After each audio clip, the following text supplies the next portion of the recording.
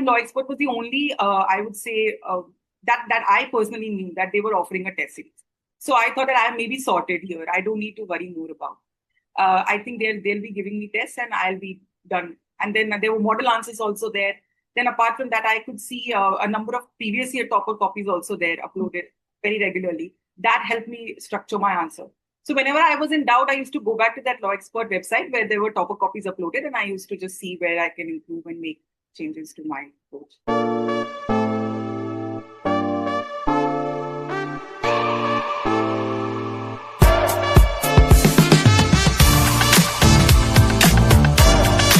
So today, welcome to Topper's Time in Lawxpertsmv India. Today we have topper Shreya, All India rank 357. And we all think that UPSC is for one who's only focusing on that. But today we have a diversified person who has concentrated and achieved in UPSC and also done many more things. So welcome Shreya, first of all.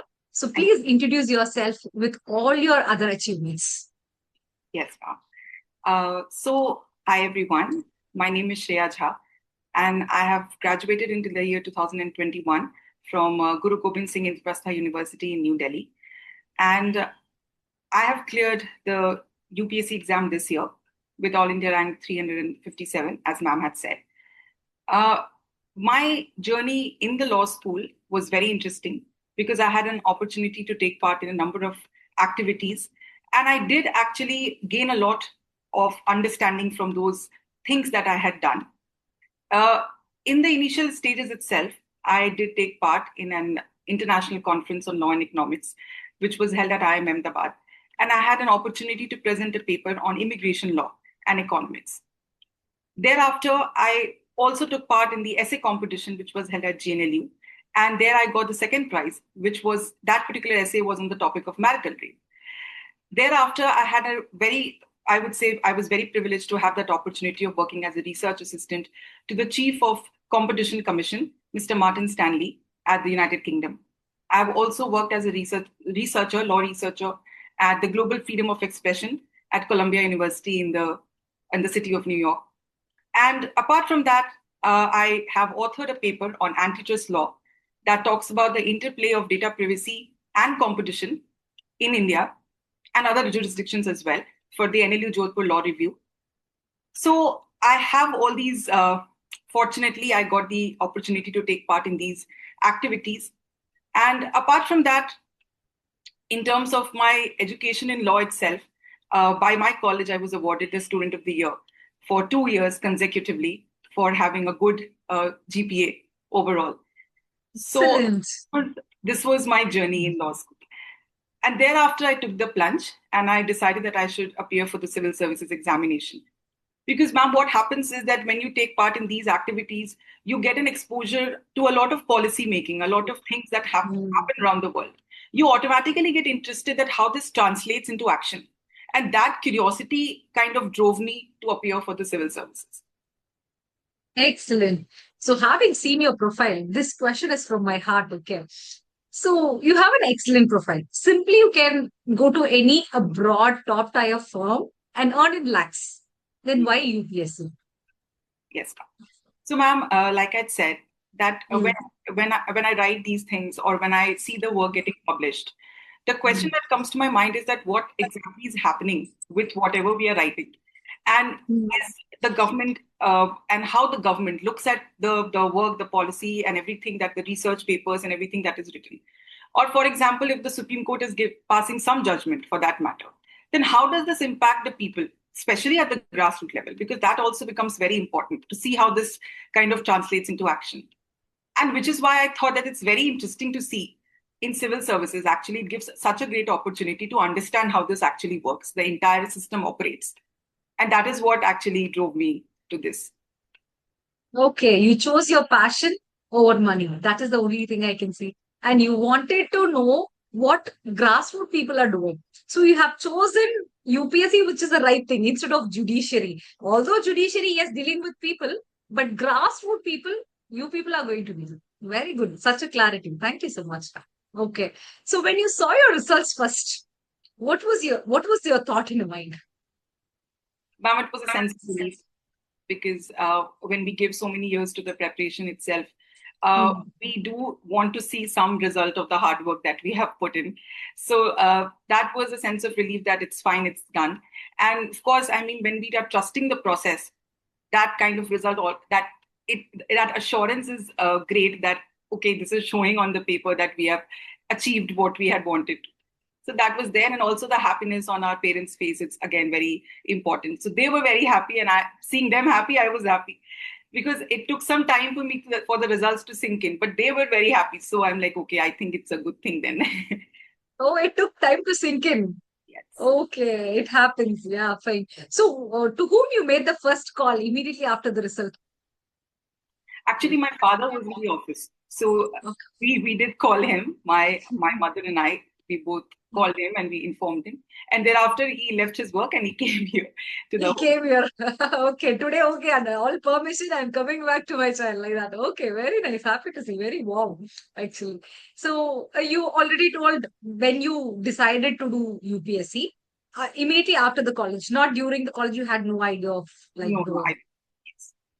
Okay, so you started your preparation only after the college. Yes, yes. How many years was the preparation? Ma'am, it spanned approximately, I would say, 3.5 years, yes. Okay. So I see people taking a lot of chances that attempts. So what would be your one advice for them to cling on with the preparation? Yes, ma'am. Ma'am, my advice would be that the moment one discovers their strategy, because I'm sure attempts, people do make mistakes and then that takes a number of attempts. But in that process itself, one must be very aware that their own personal strategy is also getting evolved. So one must not be very disheartened by maybe the failures that come across the way, because eventually one is finding their way. So if we focus on the bigger picture, that okay, my process is getting evolved, Hmm. regardless of the failures, they should Hmm. stick to that, and eventually they'll see the result. Is what I would say. Because initially, when I started, I did refer to multiple strategies and multiple topper talks, etc, and that actually helped me evolve my own strategy. So I did make mistakes, but then I also understood in the process that I am getting a hang of my own strategy also. So I mean, there is no other way of going about it. You make mistakes and then you learn from them and then you go ahead. Yes, that's why UPSC is a journey, right? Very nice. Okay. So one big mistake I made during the preparation, what it would be? Yes, ma'am. So at a very initial stage, I would suggest that trying to consolidate things is not advisable. I tried doing that when the syllabus was very vast and I was still getting a grasp of concepts. At that Hmm. time, I think the focus should be more on understanding things instead of trying to make notes or trying to make an abridged or short note, because that happens at a very last stage. At a very initial stage, if one tries to make crisp and short notes, I don't think that's possible. So that can kind of waste your time if you do that at early stage. I would suggest that doing that before the exam or when the exam nears is more advisable. I tried doing that a little earlier. So that is one mistake that can cost a little bit of time. So you understand the ground first, where you are standing, what all are there, and Yes. then after revising everything, we consolidate into the notes. That's what you're suggesting, right? Okay. So one positive thing that you can say that made you clear UPSC. Ma'am, I would say the positive thing was in terms of my very early realization of the fact that I want this. And regardless of whatever happens, I will do it, was something, because the clarity of thought in the initial stages become important here. If we are a little ambiguous that whether we want this or not, then it becomes a little challenging for us to continue in the path, because it's a little challenging path in itself. So I think that very clarity early on that I know who I am and I can give this exam. And the fact that I have a bigger purpose by giving this exam is something that helped me sail through, I would say. The clarity and the consistency you hold. Yes. Very nice. Excellent. So now UPSC is vast. So how important is revision for UPSC? Yes. So, ma'am, it's a very vast exam. So, especially when it comes to mains, we have the GS papers. We have 4 different GS papers, and apart from that, we have the optional. So, many a times when we start doing GS, the optional gets neglected, or when we are doing optional, the GS gets neglected. And and on the top of that, we have value addition also that needs to be done on a regular basis. So what I did was that when I was doing these value additions from the newspaper, or when I was doing any test series, I tried to revise as much as I could before the test maybe, or when I'm reading the newspaper, then I would sit with my notes also so that I can incorporate whatever is relevant, so that I don't need to take out separately the time to revise. So that way, my revision for at least I'm staying in touch with the subject. So if it's GS paper 1 and I'm adding something from society, I also make sure that in that A4 sheet, I'm also revising the introduction, the body, the conclusion of what my answer should be like. And then I'm adding the test materials. So that is how I continued with my revision, because otherwise it becomes a little challenging towards the end. Excellent. So you added current affairs and that chance you made use as a revision. Yes. Nice strategy. Very nice one. Now, how did you structurize your UPSC Law Optional Mains answer? Like, what should be my introduction, body, and conclusion like that? Ma'am, in the law optional paper, so for the introduction, I usually try to include whatever is the section number or the article number as the introduction itself, depending on the question. So I tried, for example, if it's a question on financial emergency, then I would write that Article 360, and thereafter I would start with the introduction. For the body part, it used to be either a case law or an illustration, whatever I remember at that point. So if it's an illustration, usually in the law of crimes, that really helps, that you are mentioning the illustration from the IP or the BNS itself. And in terms of the international law, I try to incorporate some current affair linkages also in the body part, so that because a lot is happening right now across the world. So if I'm putting some fresh perspective that way, it can help. Conclusion was also a little, I would say, drawn from the general studies paper, because I try to ground it in facts, because law at times becomes a bit too philosophical. So it's very important that we also mention the current relevance of it. So I try doing that, okay, this is happening. And for example, it's the question on women's right, then the conclusion should be more about what the government is doing towards it, and what the policy is towards it, and what is the SDG about it, so that it can actually add some value to it additionally. Ma'am, that is how I structured it, God. Excellent. The concept, the ground reality, the current affairs, so that you apply the concept in reality. Excellent. Okay. So now many say to me, ma'am, can I follow this IRAC method for answering in UPSC Law Optional Mains? Whether you suggest that one? Ma'am, initially I tried to explore that, but the questions were framed in such a way that I decided that if I stick to this particular intro body conclusion format, I'll be able to put in more points and more ideas into it. Because at the end of the day, we have to consider that it's a UPSC paper. So UPSC is more about how this particular thing addresses the people and the ground reality at large. So I think that'll be more beneficial, that if we follow the standard intro body conclusion format. That is what I believe in. Yes. Excellent. That is the demand of the question. That is why UPSC needs you people, right? So that is a demand. So IRAC works only best for college examinations, right? Yeah, okay. Now, see, imagine if you have forgotten any case law in your UPSC paper. Have you ever forgotten like that? Means? Yes, ma'am, I did actually. And many a times it's also about the fact that whether this particular case law actually addresses the demand of the question, because it can, the topic can be the same, but the question asked, even if I mention this case law, it is not adding any value. So that is when I kind of abstain from mentioning that case law also. That is also something that has happened with me in the exam. So, ma'am, when I forget those things, then I try to mention something more relevant, maybe. Like, for example, a current affairs event can be a more relevant thing in that matter. Or an illustration, for example, IPC has so many illustrations. That can be there. Or many a times this has happened that I have mentioned a case law from, let's say, an administrative law in a constitutional law. Because sometimes that also adds your correct answer value points to that. So that is also a thing. Those are the permutation combinations that keeps happening when I'm writing that law optional paper. Yes. Excellent. So you don't remember case law? Don't worry. You put 2 to 3 contents that is going to compensate there.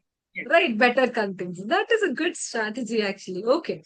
So which subject was very challenging in UPSC Law Optional? Personally, I found law of crimes to be a little challenging. And okay.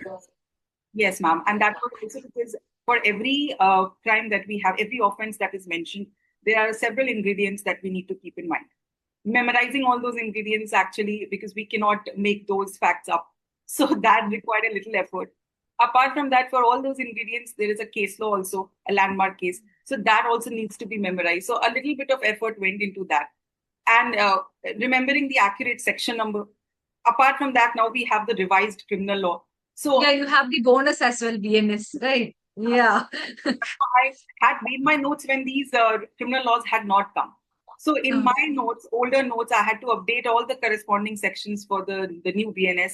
And I remember mentioning both the BNS and the IPC one in my answer because of the changes. So I found it personally to be a little more challenging than the others. All right. Now I can see people who have missed in judicial service, I'm telling. Few of the people missed in half a mark in their judicial service examination in 2023. When they missed, when they were preparing for 2024, they're literally crying because they had three major loss. Yes. Right. So that was hard. Really, you made up very well. Okay.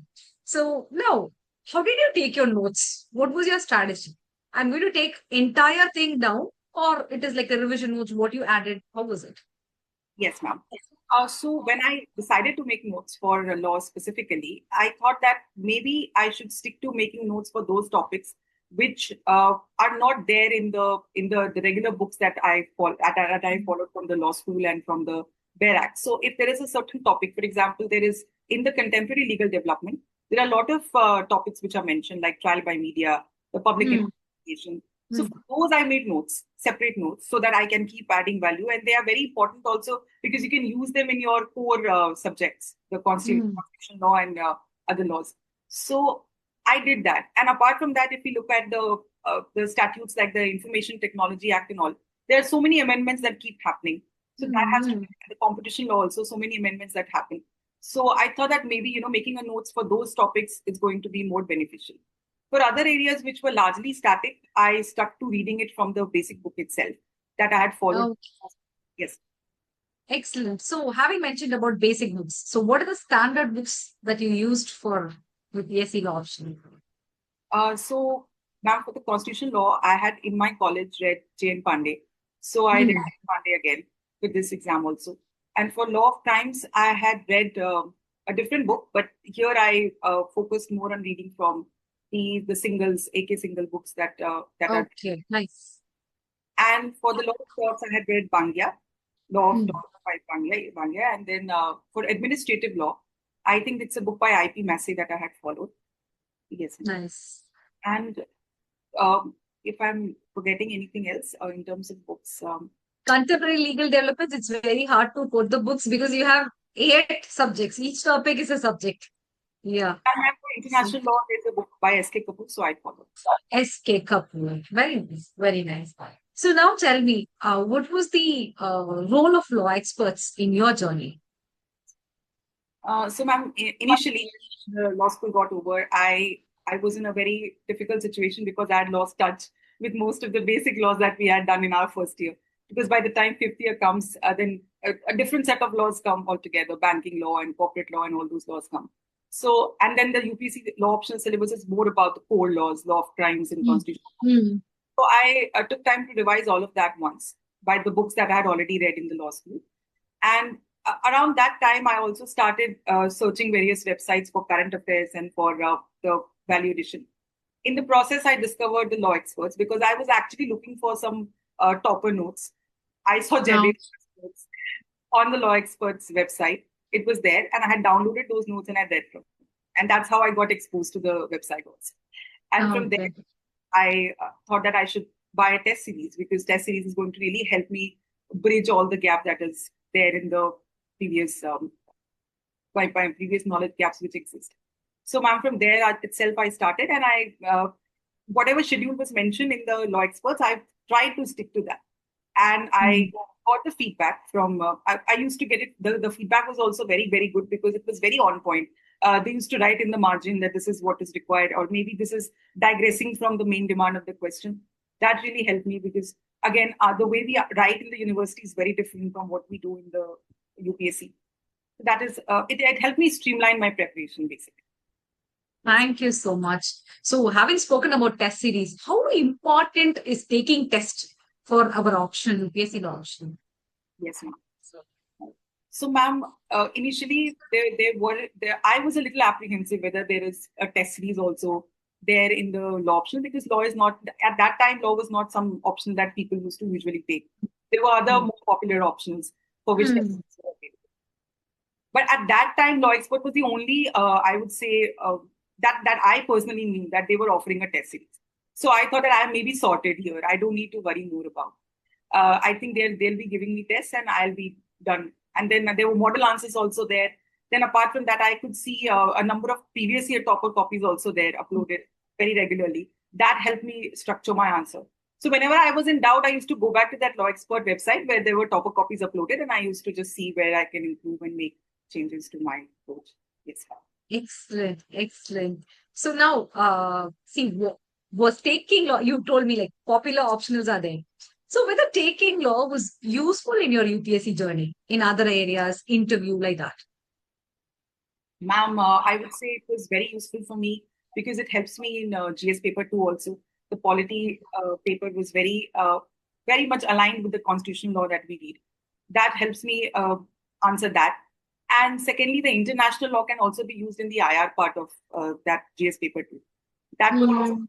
help. The social justice part also is something which is drawn heavily from the law. I mean, obviously, the way we write both the answers is very different because GS is more about the value addition, the reports, etc. Law is more about the case laws and your Mm. documents and all that. But I think the understanding really helps you. You need not spend a lot of time understanding GS paper 2 because you know the law. That is one thing. And secondly, for the interview also, ma'am, personally, I would say it helped me a lot because my interview was based completely on the law optional as well as my law graduation. So I think the panel members were very interested in asking questions on law. So there were very various applied questions that got asked. Like, for example, how will I protect the GI tag of a Madhubani painting? Because I'm from Bihar. So Ah, that is, okay. yes. So that is how they correlated the two things and started asking me questions. And Mm. there was a question on national judicial policy. Um, Mm. yes, ma'am. So there were a lot of questions from law optional that were asked. And actually, it gave me a lot of consistency also because there was nothing else asked. So I knew that if I'm sorted in law, then the interview went well. Yes. That is a very good sign. Very nice. Okay. So now give one advice that you would like to share to anybody who's preparing for UPSC. Yes, ma'am. Ma'am, I would say that in the entire process, I feel personally that the mental health of the candidates, they do get neglected because it's a long process. So I would suggest that one must stay true to their broader vision that they want to do this. They should not be comparing themselves with others because many a times success is a little delayed for that person, and if they look around, then other people might be clearing the exam. So that really affects the mental health of the person. So one must not take those things seriously. Focus on what they are doing. Peer pressure should be avoided, I would say. Social media again is something that can be avoided during the course of preparation. I was not on any social media platform, so ma'am, that is how one must try to keep their sanity intact, I would say. Excellent. Well said. Well said. Anything else you would like to tell the audience, viewers? Ma'am, just that one must be consistent. I remember not taking any day off from my preparation. I did not attend weddings. I did not go to any social gathering. And I excused myself from all those occasions because I knew that the effort that I'm putting today will actually help me later. The leakages that happen when you attend those events may not be visible very early on, but later it reflects in the results. And I was very scared that it should not be showing in the final result that I'm not in the list. So I think one must be wise enough to stick to their goal and their plan and not. I think it's just a matter of, I would say, a few years, so one can give their time to the preparation, for preparation. Yes. Excellent. Actually, well deserved. You have worked so hard. I can see from the all those notes that you have stuck on the wall and the way you are articulating it. I left the social media. I left the normal life. I did not go to any social gatherings. You isolated yourself to focus so much and worked so hard. Well deserved. So happy. Thank you. Thank you so much. Shall we wind up? Yes. All the best for your training. You're going to enjoy, learn so much, and your life is going to be just bloom. Just because you people are taking care, like you told me, right? You wanted to see what grassroots level people are doing. So India needs you people. So I'm very proud of that. Thank you so much. Thank you.